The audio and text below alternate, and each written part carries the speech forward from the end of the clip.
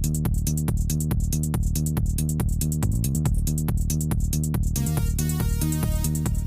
Friends, welcome back to Hindi knowledge word show. आज तारीख 17 मई 2022 वार मंगलवार। आइए बात करते हैं आज के मुख्य समाचार टुडे अपडेट के साथ। देश की तमाम खबरों पर डालते हैं एक नज़र। साल का पहला चंद्र ग्रहण कल देखा गया। दुनिया के कई हिस्सों में दिखा सुपर ब्लड मून। 33 साल में सबसे लंबा चंद्र ग्रहण था। कल बुध पूर्णिमा के दिन साल का पहला चंद्र ग्रहण देखा गया। ज्योतिषों की माने तो 80 साल बाद ऐसा दुर्लभ संयोग बना। यह पूर्ण चंद्र ग्रहण दुनिया के कई हिस्सों में देखा गया। जब चंद्र ग्रहण लगा तब भारत में सुबह थी, इसलिए यहाँ नजर नहीं आया। भारतीय समय के अनुसार ग्रहण सोमवार सुबह 7:58 पर, जबकि 11:25 पर यह खत्म हुआ। अब अगला चंद्र ग्रहण 8 नवंबर 2022 को लगेगा। सोमवार को लगा चंद्र ग्रहण काफी खास था। इसे सुपर ब्लड मून भी कहा जाता है। जब धरती, सूर्य और चंद्रमा के बीचों बीच होती है और तीनों एक कतार में आ जाते हैं, तब चांद का रंग खूनी लाल रंग दिखाई देता है। साथ ही चांद पृथ्वी के सबसे करीब होता है। कल का चंद्र ग्रहण दक्षिणी पश्चिमी यूरोप, दक्षिणी पश्चिमी एशिया, अफ्रीका, उत्तरी अमेरिका, दक्षिणी अमेरिका, प्रशांत महासागर, हिंद महासागर, अटलांटिका और अंटार्कटिका में भी दिखाई गया। यानी इस बार blood moon Germany, Brazil, Canada, तुर्की, अमेरिका और चिली जैसे देशों में देखा गया। इससे पहले 30 अप्रैल को वैशाख अमावस्या पर सूर्य ग्रहण हुआ था। यह ग्रहण भी भारत में ही दिखाई नहीं दिया। नेक्स्ट खबर पर बात करते हैं। ज्ञानवापी मस्जिद के अंदर मिला शिवलिंग। कोर्ट का आदेश, प्रशासन शिवलिंग वाली जगह को तुरंत सील करके उसे सुरक्षा मिल ली। ज्ञानवापी से जुड़ी बड़ी खबर है। परिसर के अंदर सर्वे टीम को शिवलिंग मिला है। यह बात सामने आने के बाद वाराणसी कोर्ट के डीएम को आदेश दिया कि जिस जगह शिवलिंग मिला है उसे तत्काल सील कर दे, वहां पर किसी भी व्यक्ति का प्रवेश वर्जित किया जाए। कोर्ट ने डीएम, पुलिस कमिश्नर और सीआरपीएफ कमांडेंट को भी आदेश दिया कि कोर्ट ने इन अधिकारियों की जगहों को सुरक्षित रखने की व्यक्तिगत तौर पर जिम्मेदारी दी गई है। दरअसल ज्ञानवापी में सर्वे के लिए तीसरे दिन टीम गई थी। बताया जा रहा था कि वहां टीम को शिवलिंग नजर आया। सर्वे टीम में शामिल हिंदू पक्ष के वकील हरिशंकर जे ने तुरंत वाराणसी कोर्ट में एप्लीकेशन दी। इसमें कोर्ट को बताया गया कि वहां पर शिवलिंग मिला है। यह बहुत ही महत्वपूर्ण साक्ष्य है। सीआरपीएफ कमांडेंट को उस जगह को सील करने का आदेश देने की मांग की गई। सीनियर डिवीजन के जज रवि कुमार दिवाकर ने तुरंत डीएम को उस जगह को सील करने का आदेश दे दिए गए। मोदी का नेपाल दौरा। पीएम बोले, नेपाल और भारत का संबंध हिमालय जैसा अटल।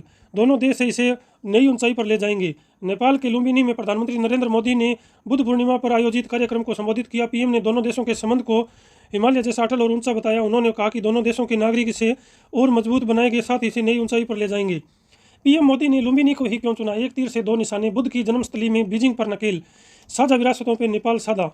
प्रधानमंत्री नरेंद्र मोदी सोमवार को दुनिया को शांति का संदेश देने वाले भगवान बुद्ध की जन्मस्थली लुम्बिनी नेपाल में पहुंचे। ऐसा क्या है जो मोदी ने लुम्बिनी को ही चुना? इस जवाब में पहले बता दें कि नेपाल में जब केपी शर्मा ओली प्रधानमंत्री थे तब चीन ने से उसकी नज़दीकियां जग जाहिर थी। अब शेर बहादुर देवुबा प्रधानमंत्री हैं जो भारत समर्थक माने जाते हैं। देवुबा पिछले महीने पीएम मोदी के संसदीय क्षेत्र वाराणसी आए और भगवान विश्वनाथ के दर्शन किए। अब फिर दोनों प्रधानमंत्रियों की मुलाकात हो रही है। भारत और नेपाल के अलावा इस मुलाकात का असर चीन तक भी देखा जा सकता है।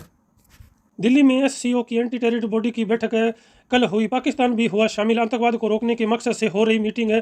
भारत सोमवार को नई दिल्ली में संघाई सहयोग संगठन एससीओ की anti terror body regional anti terrorist structure बैठक की मेजबानी कर रहा है। इसमें एससीओ के सभी सदस्य देश भाग ले रहे हैं। बैठक में पाकिस्तान से 3 संसदीय प्रतिनिधिमंडल भी शामिल हुआ। 4 धाम यात्रा में हुई मौतों का बड़ा खुलासा। सफर में मारे गए 39 लोगों में से ज्यादातर को कोरोना हुआ था।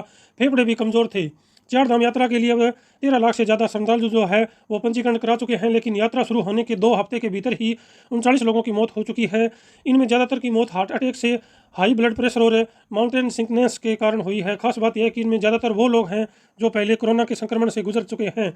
ऊंचाई वाली जगहों पर यात्रियों को मौत को देखते हुए प्रशासन ने एहतियात बढ़ा दी गई है। पंजाब से गुजरने वाली 16 ट्रेनें रद्द। लॉकिंग इंटरलॉकिंग के काम की वजह से 18 गाड़ियों के रूट डाइवर्ट कर दिए गए हैं। 24 तक रहेगी परेशानी। उत्तर रेलवे ने पंजाब में मंडी गोविंदगंज रेलवे स्टेशन और डेडिकेटेड फ्रंट कॉरिडोर के लिए नए प्लेटफॉर्म के कट और कनेक्शन को मंजूरी दे दी गई है। इसके बाद सोमवार से ही यहां पर प्री नॉन इंटरलॉकिंग और नॉन इंटरलॉकिंग का कार्य शुरू कर दिया गया। रेलवे अधिकारियों के अनुसार यह काम 24 मई तक चलेगा। इसके चलते सहारनपुर से होकर गुजरने वाली इंटरसिटी दरभंगा एक्सप्रेस और जालंधर एक्सप्रेस समेत 16 ट्रेनें निरस्त कर दी गई है। अमृतसर जयनगर एक्सप्रेस ट्रेन भी 19 मई को 20 मिनट की देरी से चलेगी। इसके अलावा पंजाब से गुजरने वाली Golden Temple, Banaras, Jammu Tawi, Kolkata, Amritsar, Dhanbad, Firozpur express समेत 18 ट्रेनों के रूट जो है वो डाइवर्ट कर दिए गए हैं। यात्रियों को 24 मई तक परेशानी उठानी पड़ सकती है।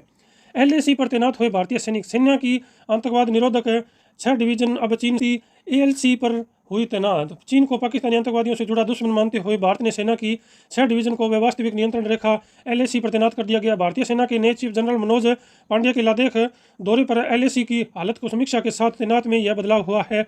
2 साल से चीन में भारी संख्या में सैनिकों को भारत में भेजकर क्षेत्राधिकार बढ़ाने की साजिश कर रहा है। इसे देखते हुए भारत ने भी 50,000 सैनिकों की भी तैनाती कर दी गई है। पूर्वी लद्दाख भी भेजा गया डिवीजन। फिदायनी हमले की दहशत है, चीनी प्रोफेसर ने पाक छोड़ा।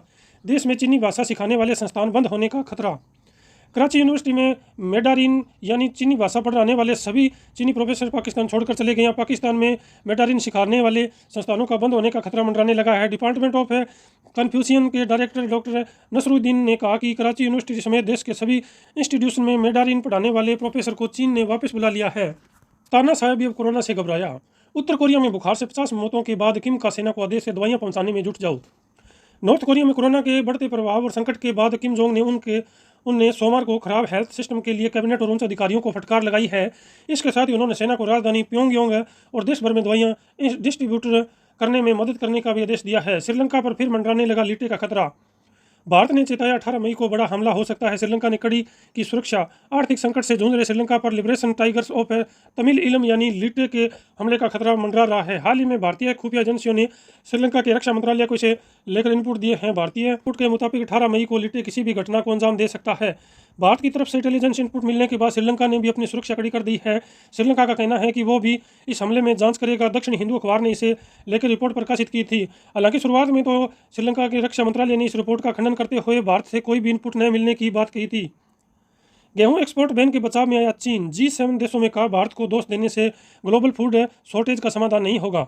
गेहूं एक्सपोर्ट पर बैन लगाने के भारत के फैसले की G7 देशों के ग्रुप में आलोचना की थी। अब भारत के बचाव में चीन का बयान सामने आया है। चीन ने कहा है कि विकासशील देशों को दोष देने में ग्लोबल फूड शॉर्टेज का समाधान नहीं होगा।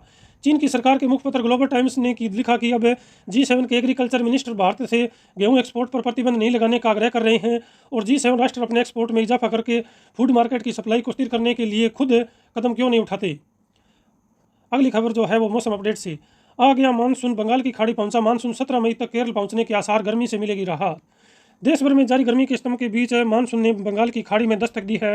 अंडमान निकोबार और पश्चिमी बंगाल में इसका असर देखने को मिला है। मौसम विभाग ने जल्द ही मानसून के केरल पहुंचने की उम्मीद जताई है। मौसम विभाग ने इसी सप्ताह उत्तराखंड, मेघालय, असम और केरल में बारिश का अनुमान जताया है। इधर राजधानी दिल्ली में भी रविवार को चिलचिलाती गर्मी और भीषण लू के बीच कई हिस्सों में और इलाकों में 49.2 डिग्री जो है तापमान रिकॉर्ड किया गया। देश के किसी भी शहर के मुकाबले इस साल का यह सबसे ज़्यादा तापमान है। इधर बात करें यूपी की, तो यूपी के में भी रविवार को तापमान 49 डिग्री दर्ज किया गया। बात करते हैं अब राजस्थान की। राजस्थान में भी भीषण गर्मी से जल गए पेड़। राजस्थान में भीषण लू का कहर जारी है। झुलसाने वाली गर्मी का अंदाजा इस बात से लगाया जा रहा है कि जोधपुर में सड़कों पर पानी छिड़कना पड़ा।